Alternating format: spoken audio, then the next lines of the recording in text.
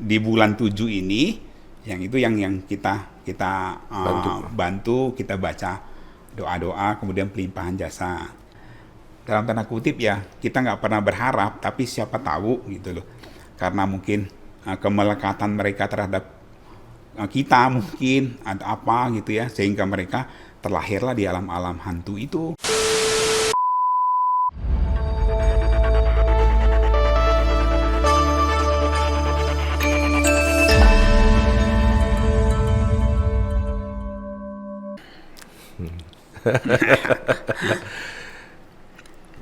Kenapa kamu nggak jadi pergi? Iya nih kok, ini kan bulan 7, kira-kira aman gak sih? Loh, Kan aman mah. Yang ya, penting selama bawa handphone, bawa dompet, aman semua. bukan itu, maksudnya biasanya kan kalau warga Tionghoa gitu kan dipercaya kalau bulan 7 itu bulan gelap atau bulan setan. Nah, itu gimana nih kok? Aku jadi galau nih, padahal udah pesen tiket. Tanya sama Om satu ini nih.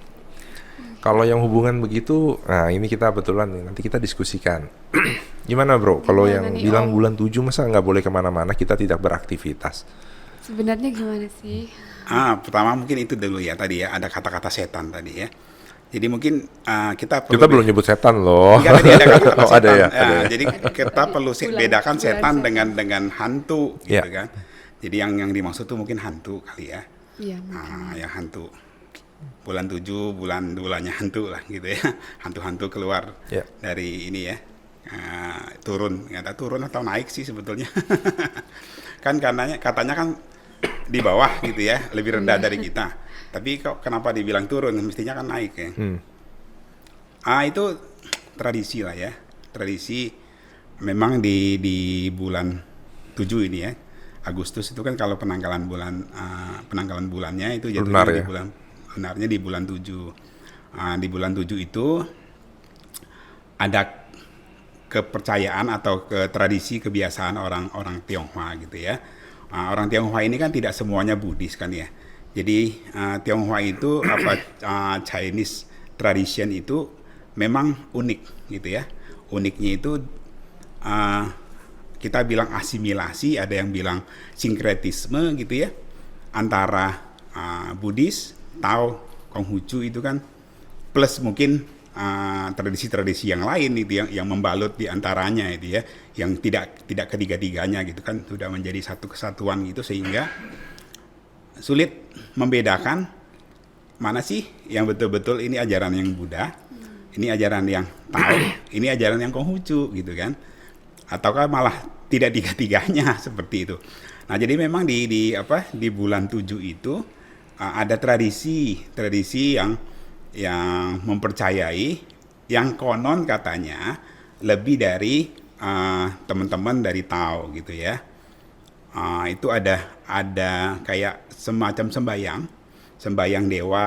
Nah, dewa ini bisa memberikan pertolongan kepada makhluk-makhluk rendah ini untuk bisa terlahir di alam yang lebih baik seperti itu. Nah, ini yang kemudian ada juga tradisi yang lain bahwa di bulan 7 itu katanya pintu neraka gitu tadi yang katanya ya, Neraka yang dibuka dibuka. itu ya, ya keluarlah para hantu-hantu gelentayangan itu ya, walaupun secara Buddhis kan beda ya, neraka itu alam sendiri, hantu itu alam sendiri gitu kan, peta alam sendiri lagi. Nah, jadi itu ada apa istilahnya asimilasi atau percampuran kebudayaan dari berbagai tradisi tadi di dalam komunitas Tionghoa itu menimbulkan kepercayaan adanya itu gitu ya. Kemudian Buddhis itu kan juga agama yang pada saat masuk ke dalam satu komunitas itu mereka membaur gitu ya, dan menggunakan budaya-budaya Local wisdom itu ya, kayak yang ada di Indonesia dulu Yeah. lah ya, masuknya Buddhis di Indonesia kan juga pakai local wisdomnya. Jadi beda, Buddhis yang berkembang di Indonesia kan beda dengan gayanya Buddhis yang Yeah. berkembang di Negara lain. seperti itu kan. Nah, ini jadi ada juga di Buddhis itu ada satu yang namanya Ulambana itu ya. Ulambana itu kebetulan memang pas juga bulannya gitu loh. Bulannya juga pas di bulan 7 gitu ya. Kenapa jatuhnya di bulan 7? Kalau kita cerita tradisi Ulambana ya. Ini kita langsung cerita tradisi Ulambana aja ya. Jadi kalau kita cerita tradisi Ulambana itu Ulambana ini kan mulainya kan dari Mahamogalana ya. Ya. Mahamogalana ini kan salah satu siswa Buddha yang sangat terkenal dengan kesaktiannya itu ya. Ya pastinya hampir semua kita belajar lah itu ya mengenai dua siswa utama Buddha itu, ada yang Sariputra Moggallana itu satu pasang gitu ya. Jadi Moggallana ini kan terkenal dengan kesaktiannya itu kan. Nah, jadi ada satu cerita di satu momen di mana si Moggallana ini dengan kekuatan batinnya itu dia bisa melihat kondisi orang tuanya seperti itu. Kondisi orang tuanya ini terlahir di alam peta seperti itu. Peta ya, bukan neraka ya. Peta. Makanya disebut ghost kan itu ya. Bukan jadi hantu ya, kita cerita hantu. Bukan demon. Bukan demon, bukan setan. Jadi beda. Terlahir di alam peta itu. Kemudian dia mencoba nih dengan kesaktiannya itu untuk membantu. Dia melihat bahwa kok sedih amat sih, ibuku tuh terlahir di sana itu kondisinya menyedihkan sekali, kelaparan gitu kan, kurus gitu. Sehingga dia meng-create makanan dengan kekuatannya itu, dia offering, dikasihin ke ibunya itu, nggak bisa. Ibunya begitu mau memakan makanan itu langsung terbakar gitu kan, menjadi arang seperti itu. Jadi nggak bisa masuk. Dicoba dengan berbagai cara nggak bisa. Bahkan seorang yang maha sakti, seorang Mahamoggallana yang sakti pun ternyata nggak bisa gitu loh. Nah kemudian beliau bertanyalah kepada gurunya kan Buddha ya, kita di sini waktunya Buddha Gautama. Tanya gimana nih caranya kalau saya bisa berbakti kepada orang tua, ingin agar orang tua saya tidak lagi terlahir di alam yang menyedihkan ini, gitu kan. Nah, jadi kemudian Buddha memberikan saran nih, bahwa di masa wasa, setelah 3 bulan masa wasa itu, para biku itu kemudian ada setelah selesai itu, mereka kan berlatih dengan cukup baik lah, intens gitu ya.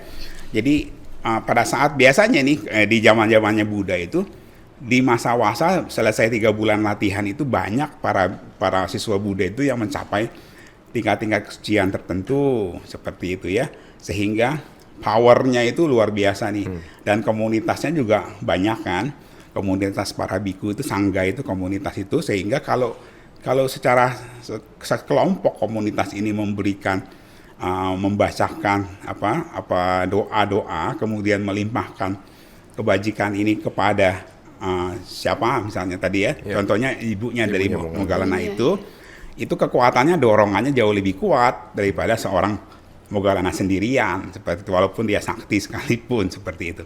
Nah jadi akhirnya itulah tradisi dimulai. Akhirnya Moggallana kemudian pada saat selesai masa wasa itu, walaupun dia juga ikut wasa ya, dalam masa wasa itu dia offering berdana kepada komunitas itu, sangga itu, dan kemudian sangga membacakan doa-doa, kemudian memberikan pelimpahan jasa itu kepada ibunya, sehingga ibunya kemudian diceritakan bebas dari kelahiran di alam peta itu, terlahir di alam yang lebih berbahagia seperti itu. Jadi ini ada tradisi yang Buddhisnya seperti itu. Kemudian ada tradisi yang masyarakat Tionghoanya sendiri yang memang sudah ada. Jadi ini dikaitkan gitu. Kalau dalam bahasa keren kan upaya kausalia ya.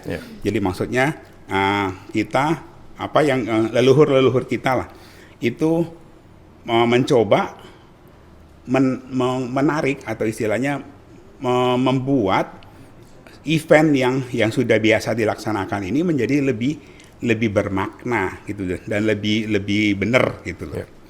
Jadi makanya Ulambana ini dibuat khususnya di tradisi Mahayana itu sering sekali diadakan. Hanya sebagian kecil yang tidak mengadakan lah ya, kalau yang mungkin yang lebih banyak praktisi meditasi seperti itu, tapi hampir sebagian besar mengadakan Ulambana itu yang di bulan 7 juga. Ya, kenapa di bulan 7? Karena itu akhir masa puasanya di bulan 7. Karena kan ada dua ini ya, dua versi Dua ya. versi. Dua versi. Versi yang terawadakan di bulan nanti, Katina di bulan Oktober ya? Oktober nanti. Nah, kalau untuk yang versi Mahayana itu kan startnya 1 hari setelah Waisak. Kalau itu kan 1 hari setelah Asada kan. Jadi ada selisih. Nah, ini berakhirnya di bulan 7 ini, di bulan Agustus ini. Nah, jadi kurang lebih 15-nya itu di bulan-bulan Agustus. Akhir masa wasanya perhitungan dari Mahayana lah, seperti itu. Mungkin itu penjelasan awalnya ya. Ternyata kayak gitu kok. Ya, jadi kamu takut? Aku sih nggak takut. Hantu loh, hantu. Hantu betul, bukan setan ya. Tapi saya mau tanya nih, tadi kan Om jelasin nih tentang yang Moggallana memberikan persembahan tapi maksudnya makanan gitu kepada betul, kepada ibunya. yang sudah. Tapi kan kita temui sampai saat ini kan masih banyak tuh yang saat ulang bana atau perayaan itu kan kita tetap memberikan banyak persembahan makanan, terus kadang kita ada yang bakar kapal, bakar uang. Itu kalau menurut Om penjelasannya gimana sih? Soalnya kan saya orang Jawa ini kan, jadi kurang tahu kalau hal-hal yang kayak sering kan dulu saya pernah ikut yang kayak ada yang bakar kapal kertas, terus uang-uang kertas. Itu kalau menurut Kapal tongkang. budaya, budayanya gimana? bahkan kapal tongkang betul. Nggak tahu kalau di Jawa sini ada budaya untuk peringatan apa yang Ghost Festival. Kalau ulang bana sih ada, tapi kalau untuk yang kayak itu sih kayaknya belum nemuin. Oke. Ya itu balik-balik sama seperti kayak kebanyakan besar orang Tionghoa lah ya. Kita bilang seperti bakar-bakar kertas merah, ada kertas yang kuning, emas, ada yang perak. Itu kan juga bukan tradisi Buddhis kan. Tapi itu kan tetap aja dilakukan walaupun ini kan walaupun kita sudah mereka sudah menjadi umat Buddha sekalipun, mungkin dalam tanda kutip yang belum terlalu paham gitu kan, masih melanjutkan tradisi-tradisi seperti itu. Jadi tradisi-tradisi yang tadi disampaikan tadi ya juga masih berlanjut. Yang namanya tradisi itu kadang-kadang repotnya itu yang makanya Buddha kan pernah mengatakan jangan mudah percaya apa yang ada dalam tradisi kan. Kadang-kadang kan tradisi itu turun, kita nggak ngerti pun ya kita jalankan aja. Kenapa ya? Karena udah tradisi gitu kan. Nah, jadi kalau ditanya apakah hal-hal yang seperti itu tetap dijalankan, mostly sebagian juga tetap jalanin yang sudah dari kakeknya begitu, terus kakeknya nyontoh dari buyutnya.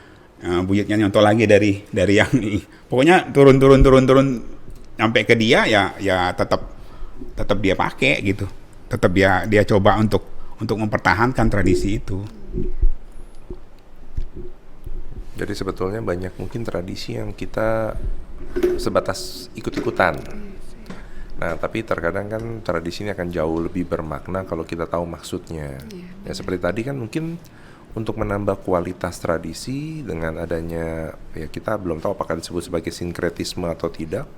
Tradisi Tionghoa dengan tradisi Buddhis ini kan membawa arti kan, bahwa melakukan persembahan kepada leluhur ini satu hal bakti juga. Ya, tapi yang pasti kalau tadi kamu ketakutan, wah ini jangan melakukan apa-apa, tapi memang ada fenomena itu. Emang kenapa? Ada. Contohnya rumah kawin atau pernikahan akan dihindari di bulan 7 tersebut. Oh, gitu. Iya. Karena ya itu mungkin masih ada yang mempunyai gambaran bahwa tadi banyak hantu-hantu atau kata kasarnya ya. Kenapa dibedakan hantu dan setan? Mungkin nanti Bro Akyong yang jabarkan perbedaannya apa.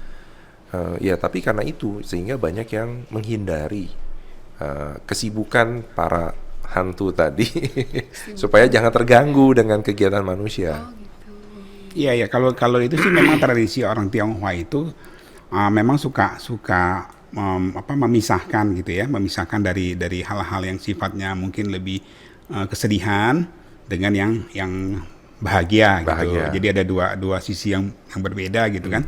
Jadi kalau udah lagi ada bulan ini ceritanya lagi banyak perayaannya lebih ke perayaan yang kedukaan, ya yang tadi hantu-hantu segala macam itu ya, jadi yang urusan yang bahagia itu ditunda dulu gitu loh. Jadi nggak bareng-bareng gitu. Nah, tapi message yang nyampe justru berbeda. Yang tadi itu justru banyak hantunya lagi berkeliaran. Oh iya.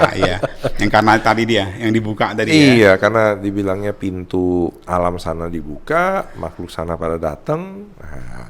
Ya itu dalam kalau kita di kosmologi Buddhis kan ya, kita kan tahu bahwa hitungan hari itu kan beda-beda ya.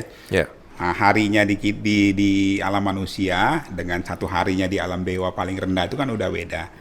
Nah, yang kita tidak pernah tahu itu, mungkin saya yang belum banyak baca ya, yang ukuran di alam-alam bawah-bawah itu satu harinya mereka itu berapa lama gitu kan. Yeah. Nah, kalau dibilang dibuka dalam 1 bulannya hitungan kita sebagai hitungan alam manusia, 1 bulannya dari bulan 7 lah ya, pokoknya 1 bulan 7 itu semua dikasih keluar gitu, jalan-jalan tamasya gitu, bebas sebentar dari alam-alam yang menyedihkan gitu kan, nanti baru balik lagi gitu ya.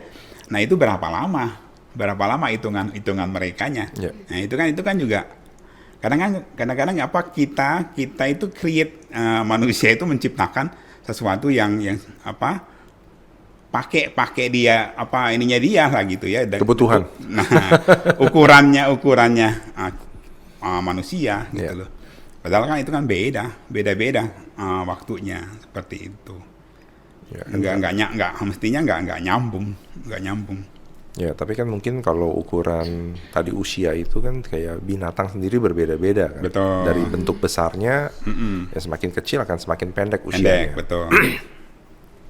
Ya, jadi fenomena warga Tionghoa ya, memang lebih banyak mereka mengkhawatirkan karena istilah tadi. Karena mungkin ada ketidakmengertian. Tapi harusnya dengan diskusi kita ini bisa lebih jelas. Bisa lebih mengerti. Tapi bagi mereka yang percaya ini juga agak sulit sih, merubah kepercayaan. Iya. Nggak gampang, tapi bukan berarti tidak bisa kan? Iya. Ya seperti kita lah. Kita mungkin dulunya juga banyak yang ikut, tapi sekarang pelan-pelan kita udah lebih mengerti, kita pelan-pelan menghindari itu. Tapi mungkin perlu dijelaskan dulu arti bedanya setan dengan hantu. Oh iya, oke. Jadi kan kalau kita cerita alam-alam kehidupan itu kan ya, kita bilang manusia, terus ada 4 alam rendah kan, terus kemudian ada sisanya itu kan yang alam-alam dewa plus alam-alam Brahma lah seperti itu ya. 31 alam itu kan, sisanya yang di atas 26 itu ya. Yang di bawah ini kan 4, ada 4 itu kan binatang, itu kan. Kemudian ada alam peta. Nah, peta ini yang disebut hantu. Kemudian ada alam Asyura. Asyura ini raksasa gitu ya. Kalau raksasa itu Asyura ini seru sih sebetulnya. Kalau kita lihat di kosmologi itu bukan hanya di India ya, bahkan di Chinese juga ada, di India ada, di Yunani juga ada gitu ya. Bahwa ada kelompok yang di local wisdom kita juga ada. Nah, gitu ya, Gandharwa gitu ya. Jadi makhluknya bukan makhluk yang nggak berdaya gitu loh. Kalau yang hantu ini kan betul-betul makhluk yang lebih yang merana lah gitu ya. Yang nggak berdaya, yang butuh support gitu ya. Tapi ada kelompok yang Asyura ini yang beda. Ini yang powerful. Walaupun yang masih kelompoknya di bawah, bukan di atas ya. Terus ada alam neraka.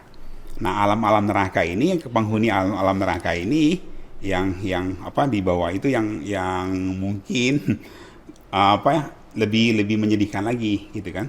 Nah, tapi kalau kita mengacu pada yang tadi setan itu, mungkin lebih tepat itu lebih ke kita bilang itu marah kali ya.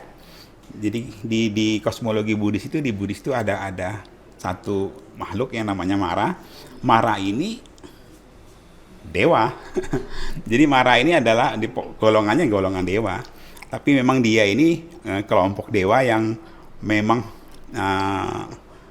kepo lah ya.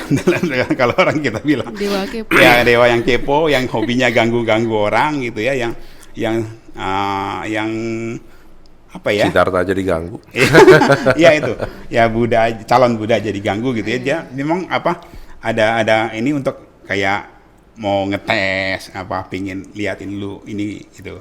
Jadi mampu nggak ini, bisa gua takut-takutin dia kuat nggak gitu ya.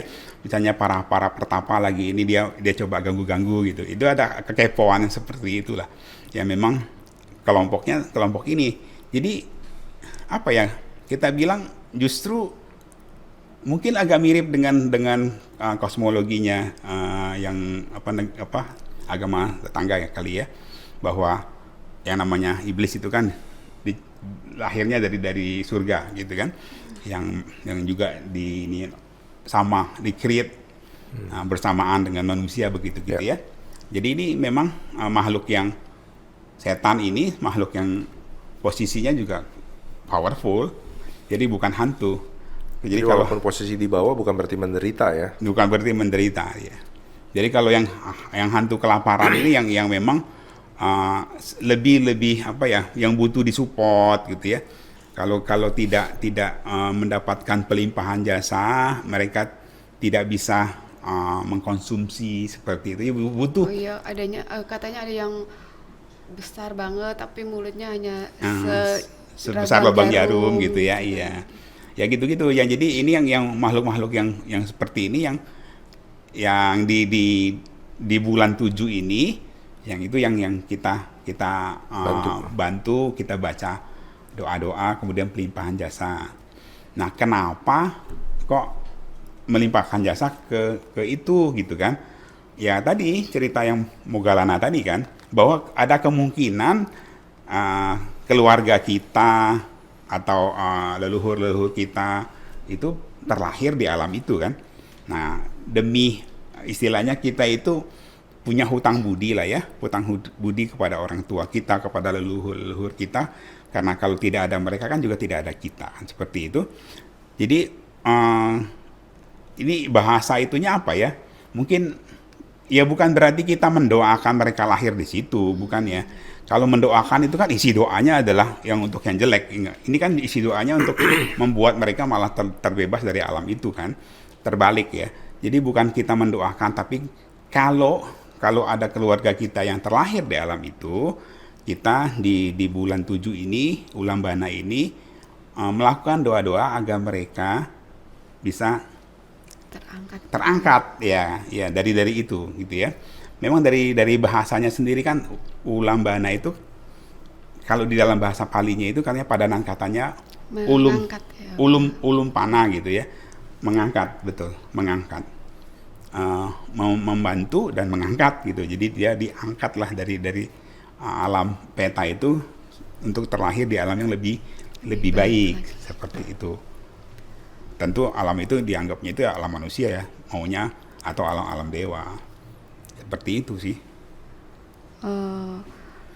Kalau di Buddhis itu kan kita juga ada yang namanya patidana atau pelimpahan jasa. Kalau menurut Om sendiri tuh perbedaannya antara Ulambana sama patidana itu ada nggak gitu? Kalau patidana itu tradisinya kan dimulai dari Bimbisara ya. Jadi memang momennya nggak sama nih. Kalau yang Ulambana kan momennya, Moggallana itu kan momennya Wasa. Momennya setelah itu kan Katina ya. Nah kalau Bimbisara ini bukan di bulan Katina, bukan di masa Wasa, tapi pada saat beliau mau melimpahkan melakukan dana jasa kepada Buddha dan para biku. Nah dia itu tidak melimpahkan itu kepada saudara-saudara yang lain lah, leluhur-leluhurnya gitu.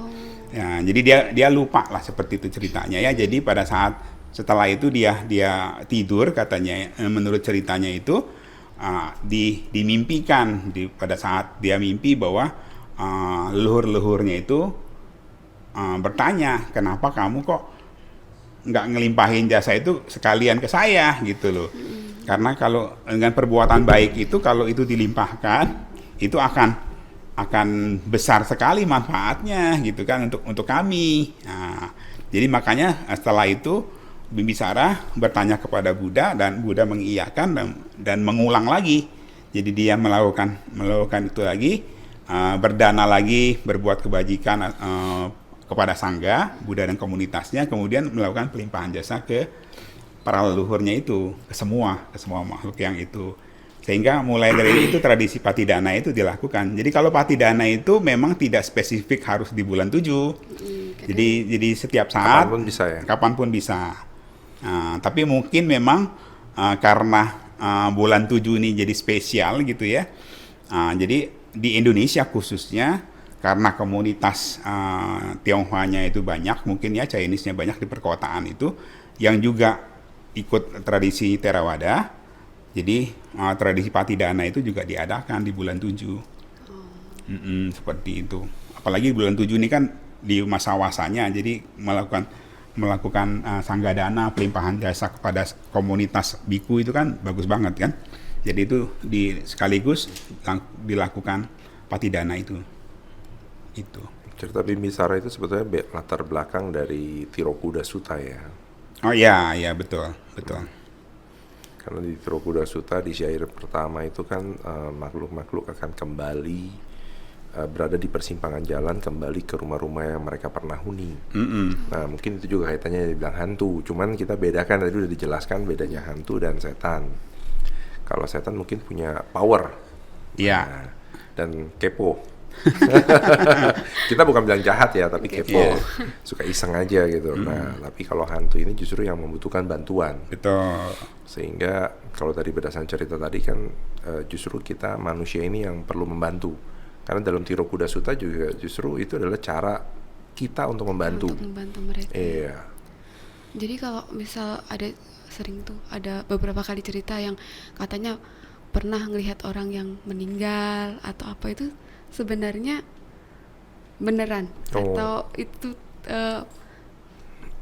apa sih? Tergantung itu hantu yang mengganggu atau mengganggu atau tidak. Enggak sih, kadang kan mungkin misalnya ada saudara atau tetangga yang sudah meninggal, terus ada yang cerita suatu hari tiba-tiba papasan atau melihat orang tersebut lagi jalan di depan rumah atau gimana gitu kan. Nah itu sebenarnya gimana kalau menurut Koko sendiri? Nah ini saya bisa balikin kemari. Oh, menurut Om. Saya gampang tinggal belokin. Menurut Om gimana nih Om? Iya ya, kalau kita balik lagi ke peta itu ya, dia malah dimensi alamnya aja yang berbeda ya. Jadi kita nggak bilang bahwa mereka itu ada di tempat yang jauh di sana lah, misalnya di planet lain, di apa alam lain, apa di tempat lain sebenarnya. Yang jaraknya jauh ya. Jaraknya jauh gitu ya. Mereka memang ada di sekitar kita. Bukan lagu ya, di sekitar kita ya.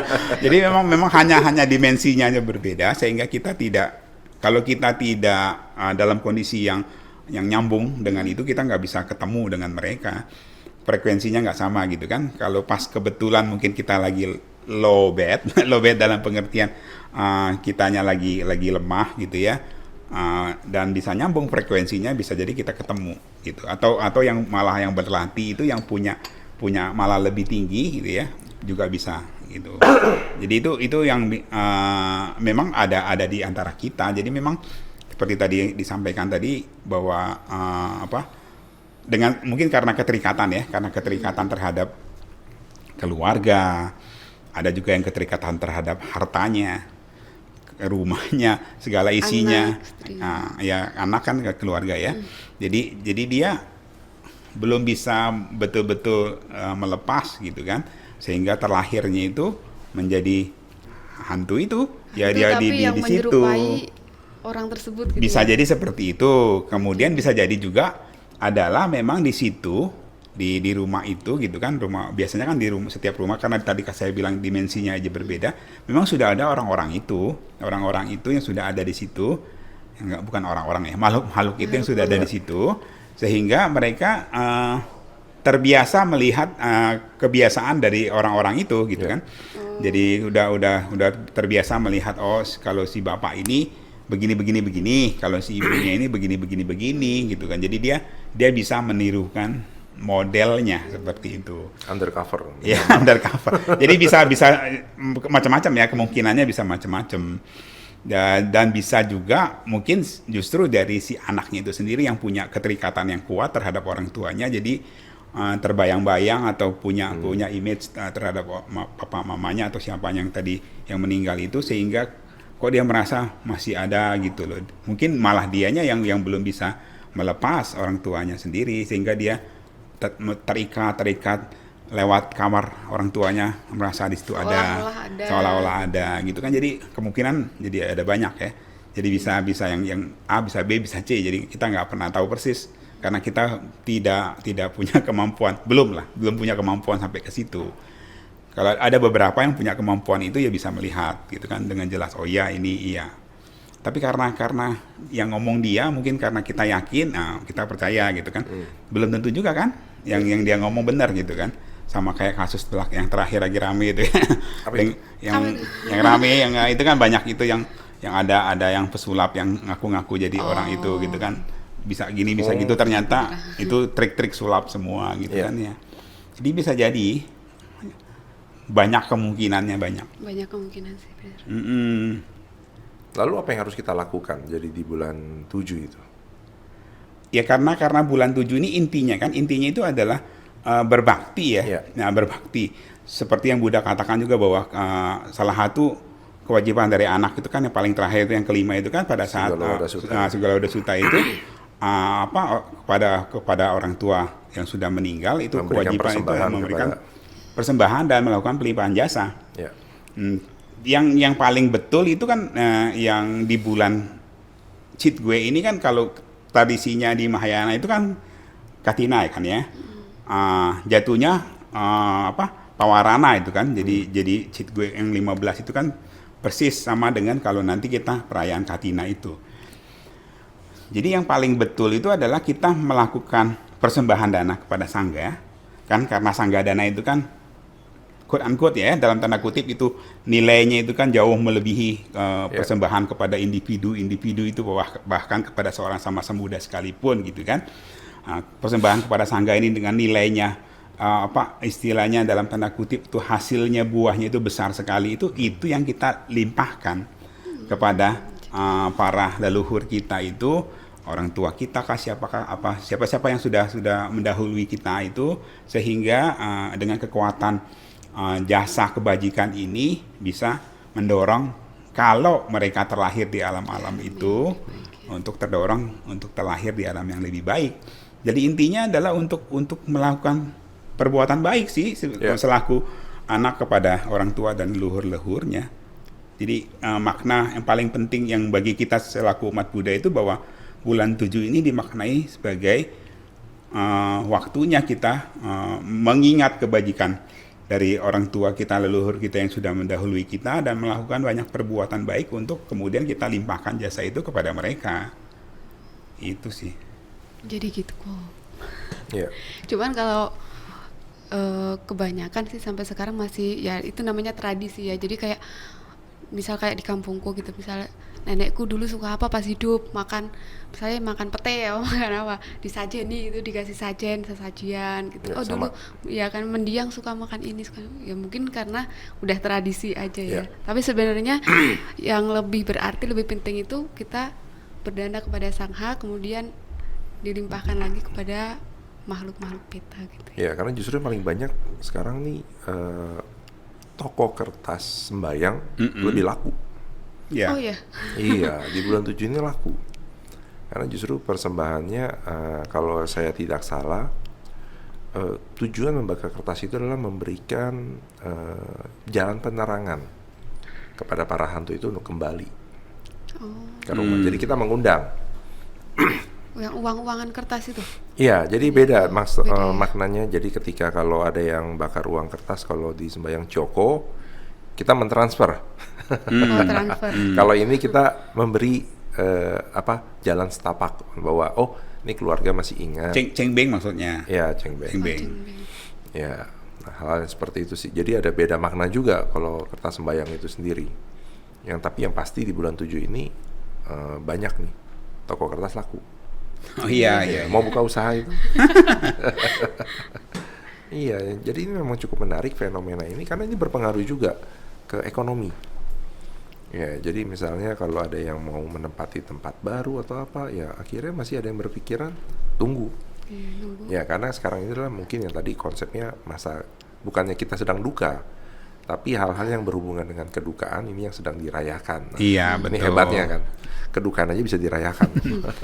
Jadi dibedakan lah gitu. Ya. Biasanya setelah lewat bulan ini sih, cheat gue itu kan lewat kan bulan 8-nya itu mulai rame, ada kegiatan-kegiatan yang aktivitas lain ya, seperti yang pindahan rumah lah, apa aktivitas yang buka toko baru lah, apa Ya. termasuk perkawinan tadi sudah mulai lagi dari bulan 8 sampai awal tahun lah ya, berarti sampai 12 gitu.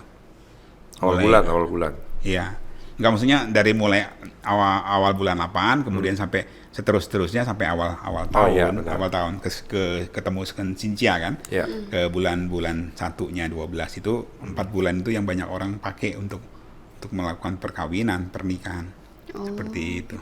Kalau di tempat saya di Jawa biasanya besar, ini udah habis besar kan. Nah ini suro. Kalau suro itu juga dipercaya nggak boleh kayak melakukan pernikahan Ya, atau suruh apa. kan baru kemarin tuh udah Nah, dilewati. ini masukan. Oh, baru masuk bulan. Masuk Masuk bulan suronya ya. Kemarin kan besar. Kalau besar tuh biasanya wah undangan sampai banyak banget. Semua orang melaksanakan pernikahan ya. Mungkin sama kayak gitu Ya, ya. hampir sama, Hampir sama. Jadi ya. mirip dong ya, Mirip. apa bulan-bulannya berdekatan dengan bulan Kayaknya ini kan. berdekatan. Iya, memang harusnya mirip sih sama kan itu local wisdom Local juga wisdom. dan Itu itu kan penanggalannya wisdom. berdasarkan tanggalan bulan pasti sama itu. Iya, betul. Cuma terkadang perayaannya beda-beda. Iya Ya, benar. dengan gaya yang berbeda-beda juga Iya. modelnya ya. Nah, tapi setelah tahu yang tadi kita lakukan berdana kepada sangga, apalagi nih? Perlu ada nggak puja kepada leluhur? Kalau kita kan bukan puja kepada leluhur ya, jadi kayak yang selalu dibacakan itu kan adalah doa-doa mantra-mantra kan ya. Ya Amito Cing lah, ada yang Cingkangcing itu kan yang Stigarba ya, Stigarba Sutra yang paling sering kan dibacakan tuh di bulan 7 ini adalah Stigarba Sutra. Stigarba Sutra itu banyak sih ya, makanya dibaca setiap hari biasanya, katanya sampai 1 bulan itu ada yang 15 hari sampai tanggal 15 gitu kan baca. Banyak di wihara-wihara Mahayana melakukan pembacaan Stigarba Sutra di bulan ini ya. Jadi yang dibaca itu adalah sutra-sutra. Kemudian baru setelah kita membaca sutra-sutra itu kan kita melakukan perbuatan baik lah ya. At least minimal dengan ucapan ya. Dan badan juga, karena pada saat kita baca sutra itu kan badan kita dalam kondisi yang baik nih. Yeah. Kita baca gitu ya, walaupun kalau pikiran itu susah untuk kita deteksi kan.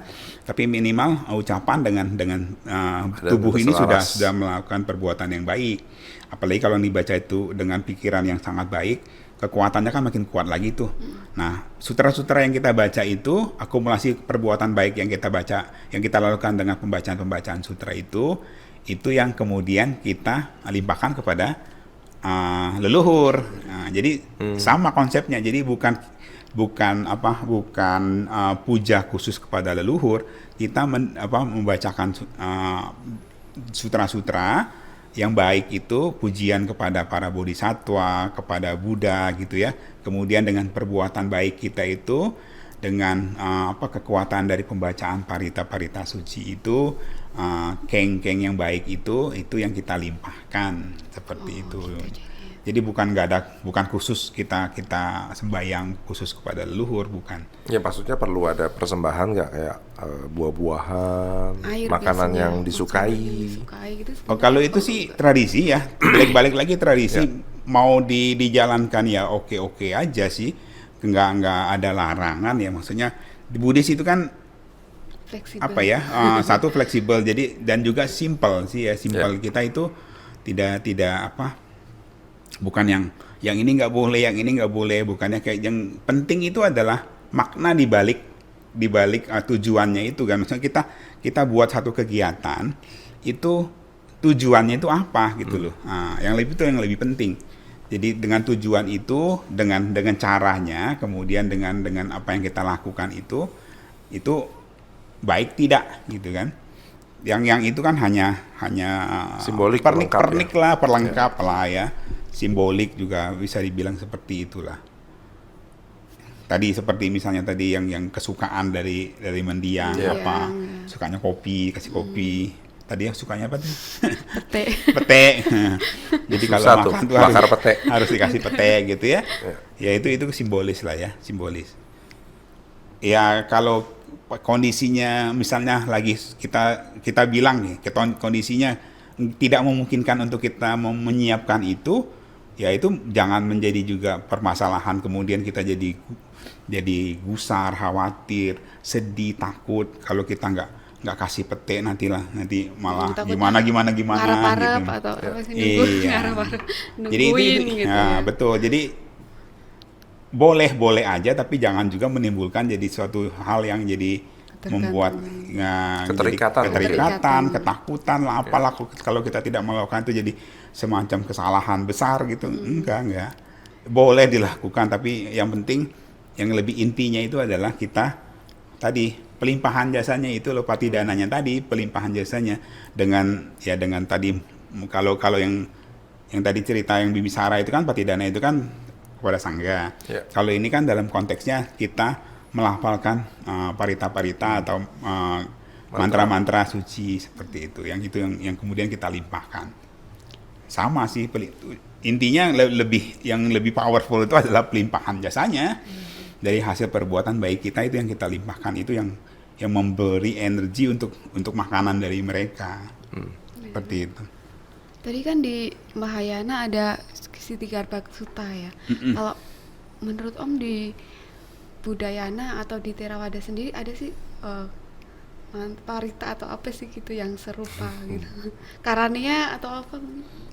Oh ya, kalau Karania kan juga sutra yang sering dipakai ya untuk apa mendoakan itu kan, karena isinya kan bagus ya, maksudnya itu cinta kasih universal gitu kan, kita membaca itu kita punya tekad gitu lah ya, karena Metta Sutta itu kan adalah tekad kita untuk melakukan perbuatan baik ya, sehingga bisa istilahnya yang perlu kita lakukan lah gitu dalam kehidupan kita sehari-hari ini. Jadi dengan melafalkan itu sutra itu Karana Metta Sutta itu yang mendengarkan itu ya, para makhluk itu yang ikut mendengarkan itu kemudian oh iya ya ikut ngerti gitu loh, mendapatkan insight, pengetahuan gitu. Oh jadi ini loh yang Buddha katakan. Jadi kalau untuk jadi itu harus begini, harus sabar, harus jujur, harus gitu-gitu ya.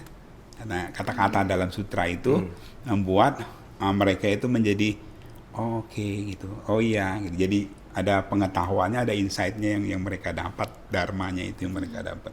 Mereka ini yang para hantu ya? Para hantu itu yang ngerti bahasa kita mereka ya? Nggak ngerti juga ya. Nggak ngerti juga. Mungkin karena terbiasa kali ya. Jadi karena apa istilahnya?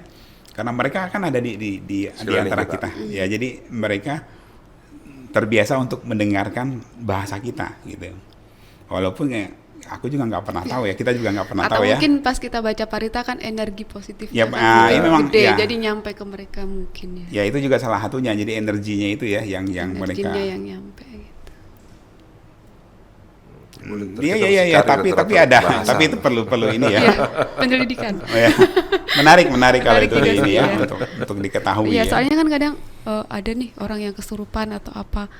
Orangnya katanya dari zaman dahulu gitu ya. Maaf ini agak melenceng dikit ya. Tapi kok ngomongnya bahasa Indonesia atau bahasa apa. Nah, kadang kan orang ada yang bertanya, kok iso bahasa Indonesia gitu kan. Katanya orang dari mana bisa gitu kan.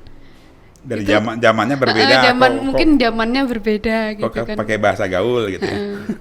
Atau mungkin kok bahasa Sunda. Itu setan kepo. Setannya milenial itu. Iya. Tapi yang kepo dia.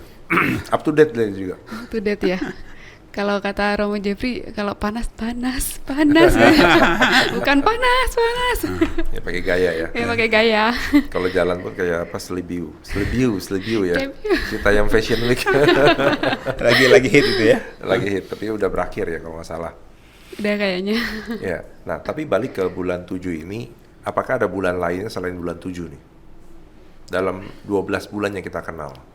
Kalau itu tradisi Tionghoa, Ya. kalau untuk tradisi orang Chinese itu memang khusus yang di bulan 7 ya. Ya. Kalau untuk yang Bulan. sembahyang para peta ini ya. Ya.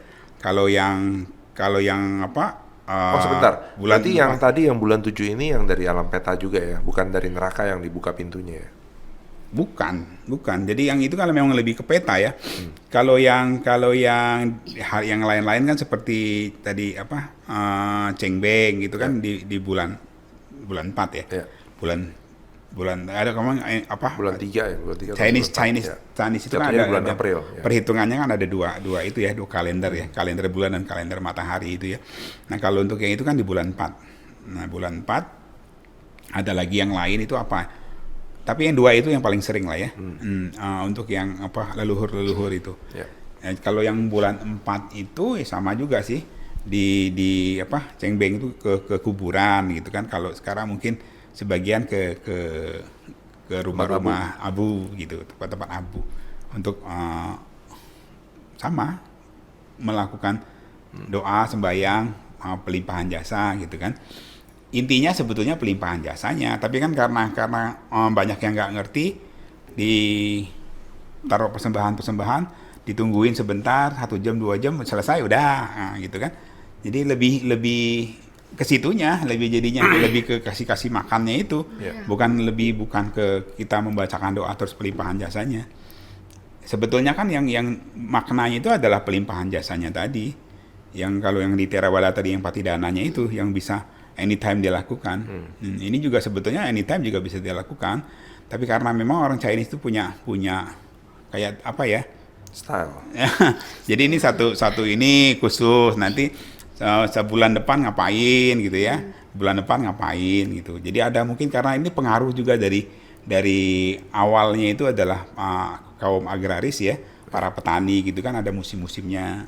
Jadi ini musimnya mereka bercocok tanam, musimnya mereka ngapain tuh, mungkin ada musim-musimnya mereka yang agak sedikit santai gitu ya, yang lebih punya waktu. Kalau yang ini kan musimnya mereka harus kerja keras untuk menghasilkan. Nah, ada musimnya mereka memetik hasilnya gitu-gitu.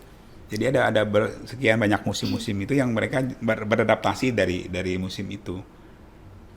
Yang empat musim itu ya, berubah, berbeda-beda. Nah, kenapa tradisi itu kemudian agak sedikit beda dengan yang di India? Karena India itu kan musimnya nggak sama ya, bukan 4 ya. Jadi musimnya 3 musim kan.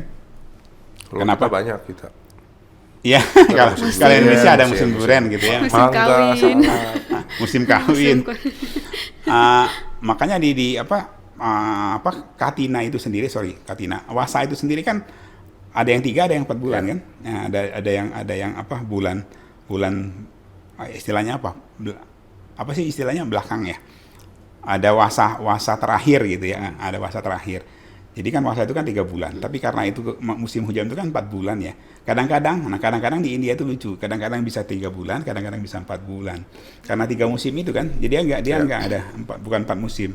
Jadi itu berubah-ubah.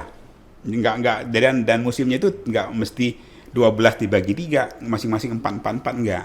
Kadang-kadang musim panasnya lebih banyak, musim hujannya lebih sedikit, gitu-gitu. Jadi agak sedikit bedanya dengan Mahayana yang berkembang di atas gitu ya, yang 4 musim. Kenapa juga kemudian mulai wasanya berbeda, karena mungkin di atas sudah hujan di bulan itu, waktu zaman itu ya, sehingga perhitungan wasanya itu setelah Waisak itu, sehingga jatuhnya ke bulan 7 ini. Bulan 7 ini udah selesai masa wasanya. Seperti itu. Kalau menurutku ya seperti itu ya. Jadi kondisi tradisinya orang Tionghoa seperti itu ya, Chinese ya. Tapi kalau menarik sih bicarakan tradisi ya. Iya, betul. Karena mungkin kecil kita tadi seperti informasi dari Bro Akyong, kita kekurangan informasi. Nah, tapi sekarang kan justru mencari informasi lebih mudah. Betul, Ya, betul. kita jangan menutup mata, jangan sampai kan dulu yang penting katanya begini loh. Iya, Nah, kadang kenapa sih misalnya nggak boleh makan depan pintu? Katanya gini. Katanya. kan kalau Berat, makan depan, berat jodoh ya. iya, makan Berat depan jodoh. pintu kan, ya kalau ngalangin orang mah lagi makan, lagi seru-seru makan, Iya. disuruh berhenti, ya enak, hilang selera makan. Nah, jadi udah berani bulan 7 melakukan kegiatan? Berani lah ya. Berani. Iya dong, harus berani ya. Iya. Nah, tapi ada yang lain lagi gak message yang dari bulan 7 ini, khususnya dari tradisi nih? Mm-mm. Ada gak? Iya mungkin sama tadi ya, message-nya yang tadi ya, bahwa ini yang paling penting dari upacara ini, dari perayaan Cit Kue ini, perayaan kalau ada yang bilang Cioko juga, rebutan segala macam gitu ya, itu kan karena asimilasi budaya tadi ya. Di Buddhis kan kita nggak mengenal itu ya. Nah kita kalau untuk orang-orang komunitas Tionghoanya sendiri ya, Buddhis yang Chinese tradition lah ya, manfaatkan bulan-bulan ini gitu ya untuk lebih mengingat kembali gitu ya. Walaupun sebetulnya mengingat kebaikan orang tua itu, mengingat jasa orang tua itu harusnya dilakukan Setiap anytime gitu kan, setiap saat. Tapi kadang-kadang kita lupa dengan kesibukan dengan ini segala macam. Jadi ada satu momen diingatkan bahwa di satu bulan ini gitu ya kita punya kesempatan untuk banyak melakukan itu gitu loh. Dan juga memang jadi dimanfaatkan betul di satu bulan ini. Hampir di wihara-wihara yang Mahayana itu melakukan banyak kegiatan pembacaan sutra-sutra tadi, sehingga umat-umat itu kan bisa ikut membacakan gitu ya. Biasanya kalau enggak itu kan cuman cecap go. Kalau ini satu bulan penuh membacakan sutra-sutra parita-parita itu, seperti itu. Jadi momennya mungkin memang ini adalah momen untuk kita mengingat kembali bahwa kebaikan orang tua kita itu seperti kata Buddha tidak bisa dibalas dengan apapun. Ya. Sehebat apapun kita melakukan kebaikan itu tetap nggak bisa. Jadi kita memang masih punya hutang karma kebaikan orang tua kita itu yang sangat besar, sehingga walaupun mereka sudah tidak ada lagi bersama-sama kita dalam bentuk fisik gitu kan, tapi memorinya, kenangannya, kebaikan-kebaikan yang mereka berikan gitu kan yang harus kita tetap ingat. Dan ini adalah momen kita untuk melakukan pelimpahan jasa-jasa untuk kita salurkan kepada mereka.